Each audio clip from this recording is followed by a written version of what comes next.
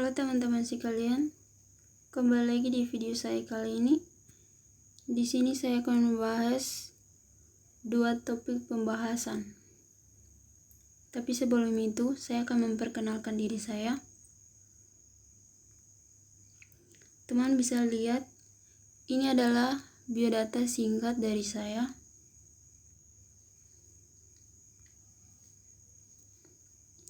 Kita lanjut ke topik pembahasan.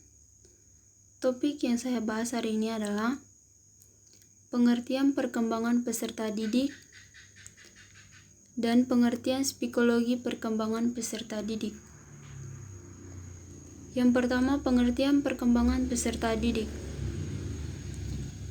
Perkembangan peserta didik. Perkembangan adalah suatu perubahan yang terjadi pada setiap individu yang berawal pada masa konsepsi baik dalam struktur maupun fungsi, atau fisik maupun psikis, yang terjadi secara teratur dan terorganisasi dan berlangsung sepanjang hayat. Secara umum dapat diartikan bahwa perkembangan merupakan pola perubahan yang dimulai pada saat konsepsi atau pembuahan dan berlanjut di sepanjang rentang kehidupan. Hal tersebut menunjukkan bahwa ada beberapa unsur dalam diri manusia yang senantiasa mengalami perubahan-perubahan yang baik bersifat sistematis atau berkesinambungan dan terorganisir atau adaptif atau penyesuaian dengan kondisi-kondisi tersebut. A. Konsep dasar perkembangan peserta didik meliputi A. Pertumbuhan. Perubahan yang bersifat kuantitatif, baik perubahan secara alamiah maupun hasil belajar. B. Kematangan. Perubahan kualitatif fungsi fisik organisme dari tidak siap menjadi siap melakukan fungsinya. Perubahannya alamiah dan hasil belajar. C. Belajar. Perubahan perilaku sebagai akibat pengalaman, disengaja, bertujuan atau terarah, baik secara kualitatif maupun kuantitatif. D. Latihan. Perubahan perilaku yang bersifat mekanis dan lebih banyak menyentuh aspek psikomotor organisme sebagai akibat pengalaman, disengaja, bertujuan atau terarah, baik secara kualitatif maupun kuantitatif. B. Prinsip-prinsip perkembangan peserta didik.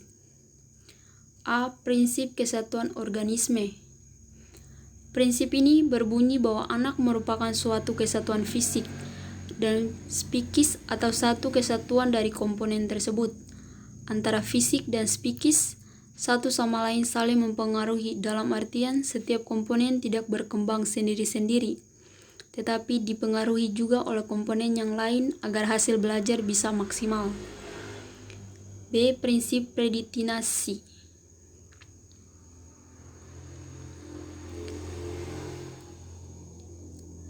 Predestinasi berarti nasib atau takdir. Pada umumnya semua umat beragama mengakui bahwa segala yang terjadi pada diri mereka tidak lepas dari takdir yang maha kuasa. Berdasarkan prinsip ini berarti seberapa sempurnanya pembawaan, bakat, dan sifat-sifat keturunan, serta betapapun baliknya lingkungan dan sarana pendidikan anak, tidak akan berlangsung perkembangan yang diharapkan jika tidak ada izin dari Yang Maha Kuasa. C. Prinsip tempo dan irama perkembangan. Setiap anak mempunyai laju kecepatan yang berbeda-beda, yakni ada yang cepat, sedang, dan ada pula yang lambat. Tempo perkembangan seorang anak dapat dipercepat tetapi tidak dapat dipaksakan.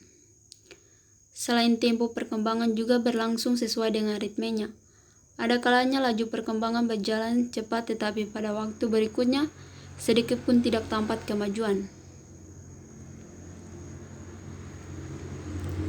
Topik berikutnya pengertian psikologi perkembangan peserta didik.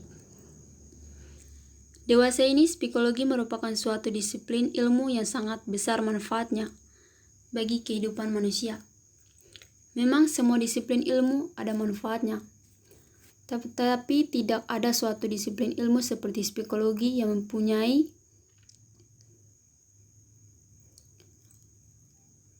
mampu menyentuh hampir seluruh dimensi kehidupan manusia. Betapa tidak, teori-teori dan riset psikologi telah digunakan dan diaplikasikan secara luas dalam berbagai lapangan kehidupan, seperti ekonomi, kesehatan, pendidikan dan proses pelajaran, industri, perdagangan, sosial kemasyarakatan, politik, kesehatan, dan bahkan agama. A. Tujuan psikologi perkembangan peserta didik.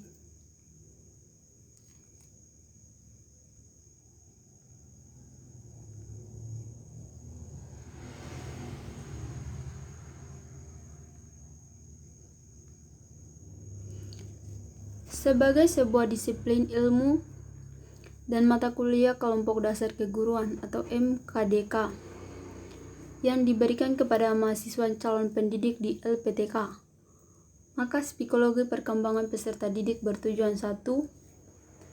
Memberikan, mengukur dan menerangkan perubahan dalam tingkah laku serta kemampuan yang sedang berkembang sesuai dengan tingkat usia dan yang mempunyai ciri-ciri universal dalam artian yang berlaku bagi anak-anak di mana saja dan dalam lingkungan sosial budaya mana saja.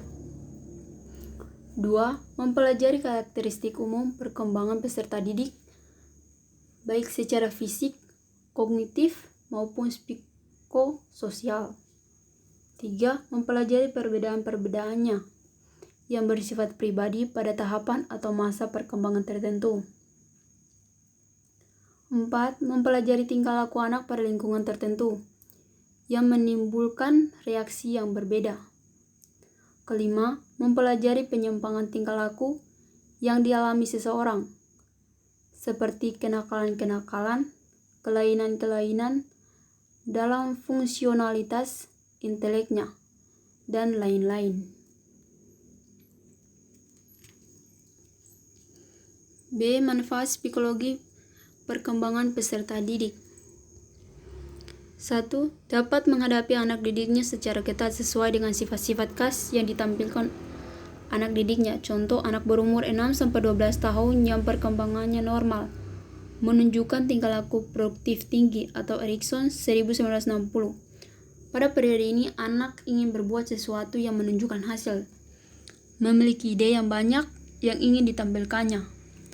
Oleh karena itu, guru hendaklah memberi kesempatan dan rangsangan agar anak dapat mengembangkan berbagai keterampilan. Di samping itu, yang lebih penting lagi adalah sikap guru yang menghargai ide dan berbagai ciptaan anak didiknya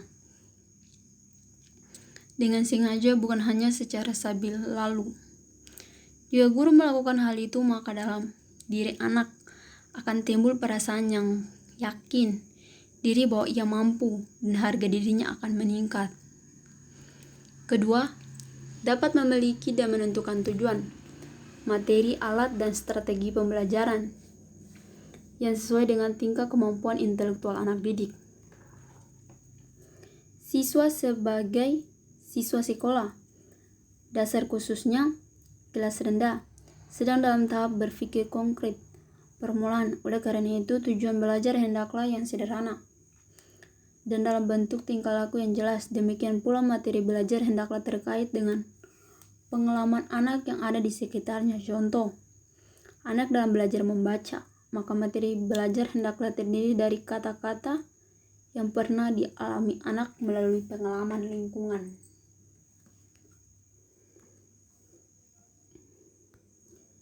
Yang terakhir, saya akan menyikapi belajar online saat ini atau COVID-19.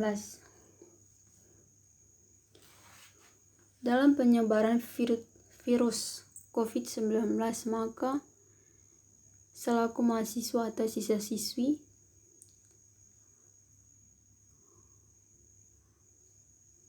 sudah memulai belajar online. Dan belajar online ini sangat berguna dan bagus karena mahasiswa atau siswa-siswi sekarang bisa belajar di rumah dan terhindar dari COVID-19 atau keluar di luar. Ada halangan juga bagi mahasiswa atau siswa-siswi saat belajar online, yaitu kuota internet agar bisa belajar online atau juga bisa bertatap muka dengan dosen atau guru. Sekian dan terima kasih dari hasil presentasi dan topik pembahasan yang saya jelaskan hari ini. Semoga penjelasan saya kali ini bisa bermanfaat bagi kita semua dan bagi yang membacanya.